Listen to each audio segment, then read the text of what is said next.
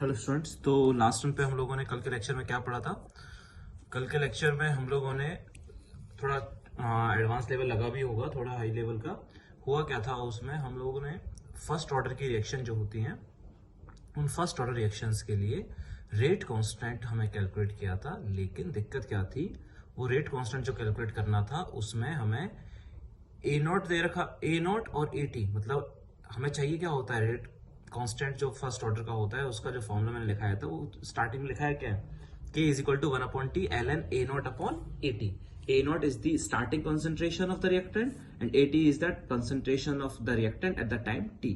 ठीक है, तो अगर मेरे को रिएक्टेंट की कंसेंट्रेशन स्टार्टिंग में पता हो और टी टाइम पर पता हो तो हम लोग क्या निकाल सकते थे, रेट कांस्टेंट की वैल्यू निकाल सकते थे। ठीक है, लेकिन किसकी पता होनी चाहिए कंसेंट्रेशन, रिएक्टेंट की ही पता होनी चाहिए स्टार्टिंग में भी और टी टाइम पर भी। ठीक, लेकिन फिर मैंने जो हेडिंग डाली थी उसमें लास्ट टाइम पे हम लोगों ने ये किया था कि अगर कंसेंट्रेशन ना दी जाए तो, अगर कंसेंट्रेशन नहीं गिवन है तो अगर कंसेंट्रेशन नहीं दी जाएगी बेटा तो क्या होगा। तो अलग अलग डाटा की हेल्प से हम लोगों ने क्या निकाला था, रेट कांस्टेंट निकाला था। उसमें पहला जो डाटा था वो था प्रेशर का डाटा। सबसे पहला जो डाटा था वो किसका डाटा था, प्रेशर का डाटा था। और जब प्रेशर का डाटा गिवन है तो हम लोग सिर्फ इसके साथ डील करेंगे, सिर्फ गैसेस के साथ डील करेंगे। लिक्विड या सॉलिड होगा तो उसका प्रेशर काउंट नहीं करेंगे। तो होता क्या है, जब भी फर्स्ट ऑर्डर की रिएक्शन कोई भी रिएक्शन दी जाएगी तो उसमें हो सकता है कि स्टार्टिंग का प्रेशर दे दिया जाए, और स्टार्टिंग का प्रेशर कौन लगाएगा, रिएक्टेंट लगाएगा। और स्टार्टिंग का प्रेशर देने के बाद वो बोल देगा कि भाई 10 मिनट के बाद या 20 मिनट के बाद यानी टी टाइम के बाद जो प्रेशर मेरे को दिखा वो इतने एटीएम में इतने बार दिखा मेरे को। तो जब टी टाइम पर प्रेशर दिया होगा तो वो ए का नहीं होगा, वो किसका होगा, ए का भी होगा, बी का भी होगा और सी का भी होगा।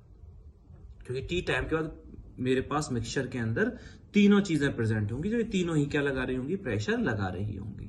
ठीक है, लेकिन हमारा मकसद क्या रहेगा कि स्टार्टिंग में ए का प्रेशर कितना था, चलो वो तो पता था। अगर टी टाइम पर अकेला ए कितना प्रेशर लगा रहा है वो निकल जाए तो बड़ा आसान हो जाएगा। के बराबर 1/t ln स्टार्टिंग में ए का प्रेशर अपॉन टी टाइम पर ए का प्रेशर। लेकिन यहां जो पीटी दे रखा था वो प्रेशर दे रखा था टी टाइम पर जो टोटल प्रेशर है, तो हम उसकी डाटा की हेल्प से हम लोगों ने क्या निकाल दिया था, ए का प्रेशर निकाल दिया था। वो तरीके मैंने बता दिए थे। ठीक है, दूसरा तरीका, दूसरी चीज क्या थी इसमें, एक तरीका और क्या हो सकता है, किस तरीके से सवाल पूछ सकता है, हो सकता है वो स्टार्टिंग का प्रेशर भी ना देके टी टाइम का प्रेशर दे दे, और किस टाइम का प्रेशर दे दे, इन्फिनाइट टाइम का प्रेशर दे दे। और इन्फिनाइट टाइम के प्रेशर के उसका मतलब है कि इस समय पर रिएक्शन लगभग क्या हो चुकी होगी, रिएक्शन लगभग खत्म हो चुकी होगी। तो रिएक्टेंट ऑलमोस्ट खत्म हो चुका होगा, जो प्रेशर लगाएंगे वो प्रोडक्ट्स ही लगाएंगे। तो उसकी हेल्प से हम लोगों ने स्टार्टिंग का प्रेशर निकाल दिया था, टी टाइम का प्रेशर निकाल दिया था, और वहां पर हमने फॉर्मूला में वैल्यू पुट कर दी थी। ठीक है, उसके बाद फिर मैंने तुम्हें न्यूमेरिकल कराया था। ठीक है, वो तुमने देख ही लिया होगा। फिर सेकंड जो केस बनाया था मैंने, सेकंड केस में क्या कर दिया था, H2O2 का डिकम्पोजिशन करा दिया था। ठीक है, और H2O2 का डिकम्पोजिशन हो रहा था, लेकिन उस रिएक्शन का अगर तुम्हें स्टार्टिंग की कंसेंट्रेशन पता चल जाए H2O2 की टी टाइम पर, लेकिन दे नहीं रखी थी, क्या दे रखी थी, वॉल्यूम ऑफ KMnO4 दे रखा था। तो वहां से कैलकुलेट करके क्या फॉर्मूला था, के बराबर 1/t ln V naught upon VT आ गया था। तीसरा केस क्या बनाया था, एस्टर का हाइड्रोलिसिस करा था। एस्टर का जब हाइड्रोलिसिस करा था तो ये रिएक्शन हो रही थी एसिडिक मीडियम में। तो एसिडिक मीडियम में मतलब जो हमारे पास मिक्सचर में एसिड पड़ा है उसको टाइट्रेट कराने के लिए ऊपर से NaOH डाल रहे हैं, तो उसका वॉल्यूम गिवन था। तो उसके अकॉर्डिंग जो फॉर्मूला आया था हमारे पास निकल के, वो फॉर्मूला क्या था बेटा, वो फॉर्मूला था हमारे पास K is equal to 1/t ln V infinity minus V naught upon V infinity minus VT। कैसे करा था वो तुमने देख ही लिया होगा। ठीक है, चौथा जो केस था ऑप्टिकल रोटेशन। एक मिक्सचर था जो ऑप्टिकली एक्टिव था, मतलब जब उस मिक्सचर से लाइट पास कराई जाती थी तो प्लेन पोलराइज्ड लाइट पास कराई जाती थी तो वो लाइट के प्लेन को रोटेट कर देता था।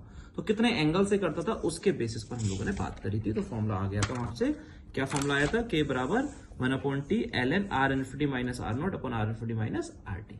ये फॉर्मूला आ गया था। ठीक है, हम आगे बढ़ते हैं। अब बहुत इंपॉर्टेंट चीज है बहुत आसान, लास्ट लेक्चर से तो मैं बहुत ही ज्यादा आसान लगेगा, ये है बहुत आसान सा टॉपिक, लेकिन सबसे बहुत जरूरी भी है, बहुत जरूरी भी है ये टॉपिक। तो हम उसे आगे पढ़ लेते हैं, बोर्ड्स के लिए, कॉम्पिटिशन्स के लिए, ना नंबर ऑफ क्वेश्चन सॉल्व करने के लिए ये बहुत सिंपल सा टॉपिक है, वो हम लोग कर लेते हैं। मैंने हेडिंग डाली है टाइप्स ऑफ रिएक्शंस। हम लोग क्या कर रहे हैं, अब रिएक्शंस के बारे में पढ़ रहे हैं। ये मैं पहले भी करा चुका हूं, मतलब मैं बोला हूं कि हम इसको आने वाले टर्म्स में पढ़ेंगे। तो उसमें पहला है हमारा टाइप्स ऑफ रिएक्शंस। रिएक्शंस कितने तरह की होती हैं। ठीक है, दो तरह की रिएक्शंस होती हैं बेटा, एक होती है सिंपल और एलिमेंट्री रिएक्शन, फर्स्ट है सिंपल या एलिमेंट्री रिएक्शन। ये जब तुम कोई असाइनमेंट कर रहे होंगे तो वहां पर ये देखी भी होगी तुमने, सिंपल रिएक्शन या एलिमेंट्री रिएक्शन, है ना, सिंपल और एलिमेंट्री रिएक्शन। और दूसरा पढ़ा होगा तुमने कॉम्प्लेक्स रिएक्शन, दूसरा पढ़ोगे तुम कॉम्प्लेक्स रिएक्शन। अब ये होती क्या है वो देख लेते हैं, और इससे हमारा एक तो बेटा डेफिनेशन आ सकती है बोर्ड में, इसलिए मैं ये बहुत जरूरी है, या तो इनकी डेफिनेशन भी पूछी जा सकती है और हमारे क्वेश्चन सॉल्व करने में भी इनका रोल है। क्या रोल है वो देख लेते हैं। सिंपल और एलिमेंट्री रिएक्शंस क्या होती हैं? Those reactions which takes place only in one step, ऐसी रिएक्शंस जो केवल और केवल क्या होती हैं, एक ही स्टेप में होती हैं। Those reactions which take place only in one step are known as elementary reactions. ऐसी रिएक्शंस जो सिर्फ एक ही स्टेप में हो जाए, मतलब ए और बी मिलके सी बन रहा है, तो वो ए और बी डायरेक्टली मिलके क्या बना देगा, सी मिलके बना देगा। ठीक है, कोई नहीं है कि दो स्टेप पहले ए प्लस बी से डी बनेगा फिर डी से सी बनेगा, ऐसा नहीं होगा। ये सिर्फ और सिर्फ क्या होगा, एक ही स्टेप में ये रिएक्शंस हो जाएंगी। तो ऐसी रिएक्शंस जो केवल और केवल एक ही स्टेप में होती हूं उन्हें क्या कहते हैं, उन्हें बोलते हैं सिंपल या एलिमेंट्री रिएक्शंस।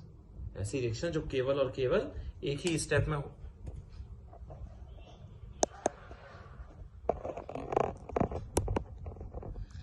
ऐसी रिएक्शन जो केवल और केवल एक ही स्टेप में होती हैं उन्हें क्या कहते हैं हम लोग, सिंपल या एलिमेंट्री रिएक्शंस। क्लियर है? डेफिनेशन याद होनी चाहिए, बोर्ड में काम आएगी। खास बात क्या है, हमारा क्वेश्चंस के लिए क्यों जरूरी है इस बात को, हम एक खास बात लिखा है मैंने यहाँ पर, for these reactions order is equal to coefficient. होता क्या है बेटा, एलिमेंट्री रिएक्शंस के लिए जो ऑर्डर होता है वो कोफिशिएंट के बराबर होता है। एलिमेंट्री रिएक्शंस का ऑर्डर जो होता है वो कोफिशिएंट के बराबर होता है। ये बहुत खास बात है जो याद होनी चाहिए सबको। एलिमेंट्री या सिंपल रिएक्शंस एक ही बात होती है। ऐसी रिएक्शंस के लिए ऑर्डर जो है वो डायरेक्टली हम लोग किसको देख के बता सकते हैं, कोफिशिएंट को देख के बता सकते हैं, क्योंकि दोनों इक्वल होते हैं। ये बात तुम याद रख लो, ठीक है।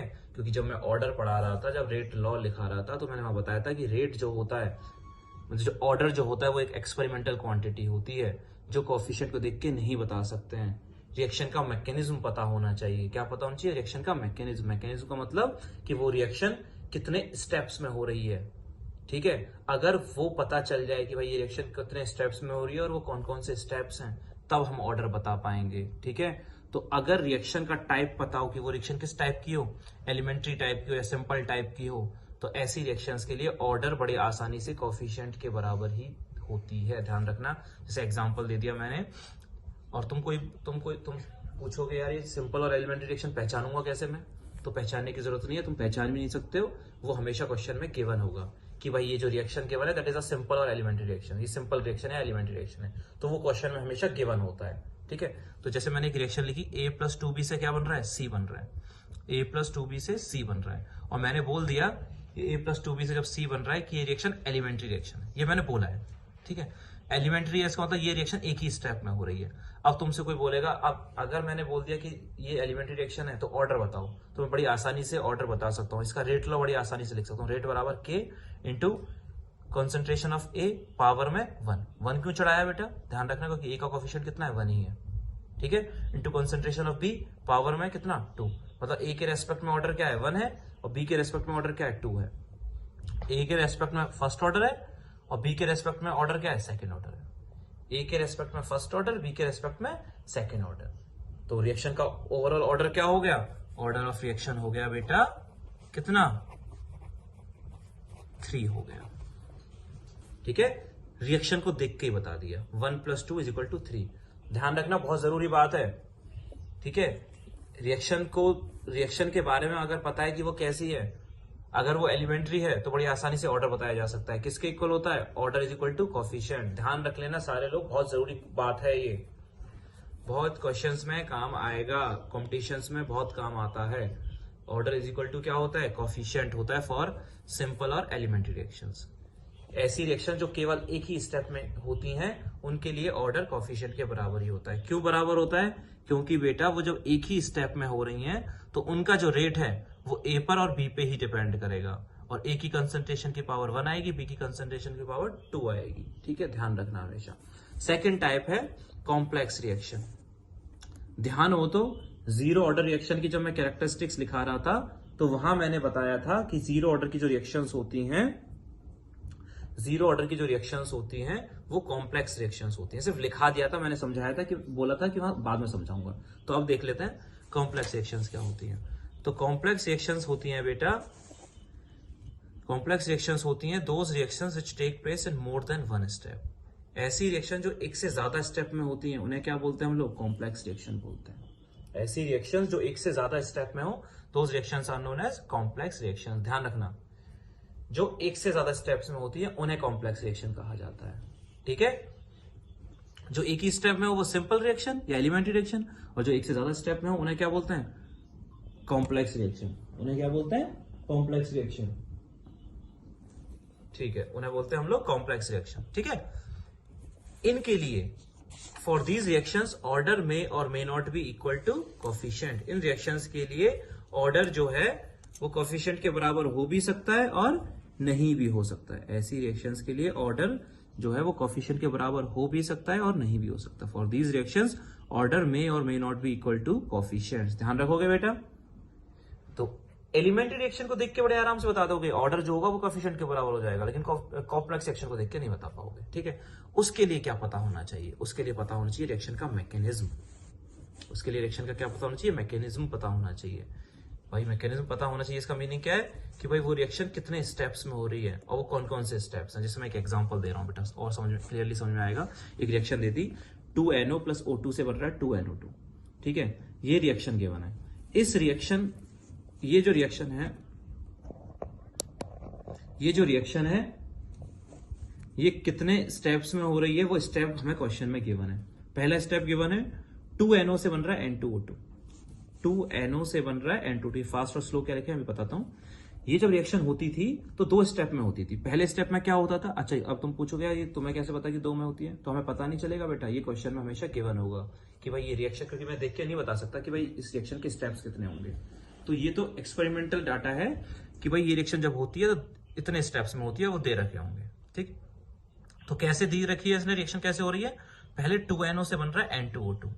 ठीक है, रिवर्सिबल रिएक्शन दे रखी है। फॉरवर्ड रिएक्शन का रेट कांस्टेंट है K1, बैकवर्ड रिएक्शन का रेट कांस्टेंट है K2। ठीक है, दूसरा स्टेप मतलब 2NO से पहले तो क्या बन गया? N2O2। अब बेटा ये N2O2 क्या है? क्या रिएक्शन में तुम्हें कहीं दिख रहा है? नहीं, रिएक्शन में ना तो रिएक्टेंट है ना ये प्रोडक्ट है, बताइए इंटरमीडिएट है। ये रिएक्शन का इंटरमीडिएट है, ये रिएक्शन के बीच में कहीं बना होगा, रिएक्शन के बीच में कहीं पर बना होगा, और रिएक्शन के बीच में बनेगा और खत्म भी हो जाएगा। ठीक है, स्टेप 2 क्या है? जैसे ही N2O2 बना वो क्या कर गया? O2 से रिएक्ट कर गया। जैसे ही N2O2 बना वो किससे रिएक्ट कर गया? O2 से, और क्या बना दिया? 2NO2 बना दिया। ठीक है, और इस रिएक्शन का रेट कांस्टेंट क्या है? K3 है। समझ में आ गया? अब दोनों रिएक्शन को अगर स्टेप 1 और स्टेप 2 को जोड़ोगे तो ये नेट रिएक्शन आ जाएगी नहीं आ जाएगी? स्टेप 1 को और स्टेप 2 को जोड़ के देखोगे तो ये नेट रिएक्शन आएगी नहीं आएगी? आएगी। N2O2 से N2O2 कैंसिल हो जाएगा, तो 2NO + O2 से क्या बन रहा है? 2NO2। यही तो चाहिए था।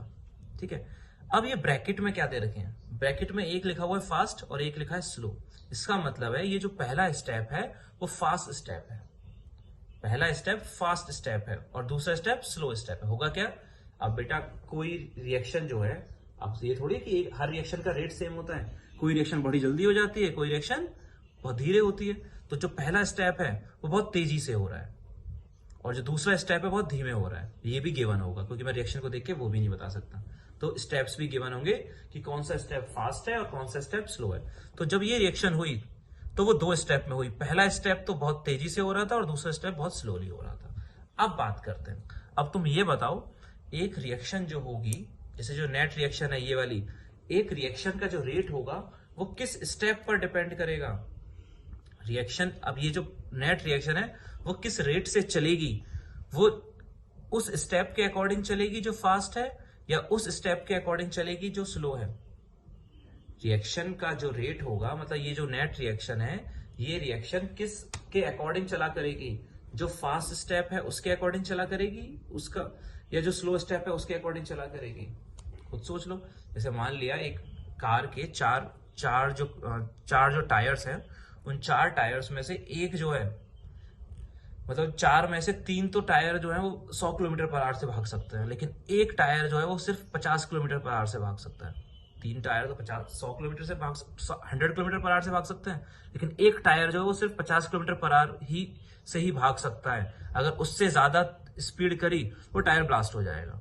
तो अब बताओ हमें गाड़ी मैक्सिमम कितनी स्पीड से चलानी पड़ेगी? क्या 100 किलोमीटर पर आवर से चला सकते हैं? जो 3 टायर जो फास्ट बहुत तेज भाग सकते थे, क्या उनके हिसाब से भाग सकती है गाड़ी, या सिर्फ 50 किलोमीटर पर आवर से ही भाग सकती है? जो टायर सिर्फ 50 किलोमीटर पर आवर से चल रहा था, या उसी के अकॉर्डिंग भागेगी? ऑब्वियसली किसके अकॉर्डिंग भागेगी? 50 किलोमीटर पर आवर के हिसाब से। तो जो कार का स्पीड है, उस कार की स्पीड को कौन सा टायर अफेक्ट करेगा? कौन सा टायर उस गाड़ी की स्पीड को डिटरमाइन करेगा? जो बहुत तेजी से भाग रहा था या बहुत धीरे भाग रहा था? जो बहुत धीरे भाग सकता था। तो जो स्लो टायर होगा, जो स्लो स्पीड से भाग सकता है, वही टायर उस कार की स्पीड को मैनेज करेगा, क्योंकि उससे ज्यादा गाड़ी भगाओगे तो टायर ब्लास्ट हो जाएगा। तो मतलब कहने का मतलब है कि जो सबसे स्लो स्टेप होता है वो ही रेट को डिटरमाइन करता है। रेट उसी के अकॉर्डिंग मैनेज होती है किसी भी रिएक्शन की। रेट को मैनेज कर, एक रिएक्शन की रेट को मैनेज वो स्टेप करता है जो सबसे स्लो होता है। एक रिएक्शन की रेट को मैनेज वो करता है जो सबसे स्लो होता है, वो स्टेप जो स्टेप सबसे स्लो होता है। ठीक है, इसीलिए स्लो स्टेप को हम बोला करते हैं रेट डिटरमाइनिंग स्टेप। इसीलिए स्लो स्टेप को बोला करते हैं हम लोग रेट डिटरमाइनिंग स्टेप। ठीक है, क्योंकि ये जो रिएक्शन है वो इस स्टेप के अकॉर्डिंग चला करेगी। ठीक है, क्योंकि इससे तेज नहीं भाग सकती हो। ठीक, इसीलिए आरडीएस बोलते हैं उसको, शॉर्ट फॉर्म में रेट डिटरमाइनिंग स्टेप बोलते हैं। ठीक है, अब क्या करेंगे? अब मेरे को रिएक्शन का क्या गिवन था? मैकेनिज्म गिवन था। ये जो रिएक्शन गिवन थी, इस रिएक्शन का क्या गिवन था? मैकेनिज्म गिवन था। ये रिएक्शन कितने स्टेप्स में हो रही है, कौन कौन से स्टेप्स हैं, वो सब कुछ बता दिया। ठीक है, कौन सा फास्ट है, कौन सा स्लो है, सब बता दिया। अगर मेरे को ये पता लग जाए कि भाई रिएक्शन कितने स्टेप में हो रही है, कौन सा फास्ट है, कौन सा स्लो है, कौन कौन से स्टेप्स हैं, तो मैं रेट का उस रिएक्शन का ऑर्डर बता सकता हूं। कैसे बताऊंगा? ये क्वेश्चन आएंगे भी बोर्ड में। कैसे? मैंने लिख दिया, ये पहली बात क्या लिखी है मैंने? For a reaction slow step is known as rate determining step. एक रिएक्शन के लिए सबसे स्लो स्टेप ही क्या होता है? रेट डिटरमाइनिंग स्टेप होता है, आरडीएस होता है। ठीक है, मतलब यही स्टेप रेट को डिटरमाइन करेगा। ठीक है, अब इसका रेट लॉ लिखना है, तो कैसे लिखेंगे? इन दोनों में से स्लो स्टेप कौन सा है? दूसरा। तो दूसरा अगर है तो रेट यही अफेक्ट करेगा। तो इस रिएक्शन का जो रेट होगा, रेट बराबर रेट कांस्टेंट कौन सा लेंगे? K1, K2, K3? K3 लेंगे। क्यों? क्योंकि यही स्लो स्टेप है। तो रेट बराबर K3। क्या लिखेंगे यहां पर हम लोग? Rate is equal to K3 into concentration of किसका? पहले स्टेप की बात करूं या सेकंड की बात करें? सेकंड की बात करें, क्योंकि वो ही आरडीएस है। तो रेट बराबर K3 into concentration of N2O2।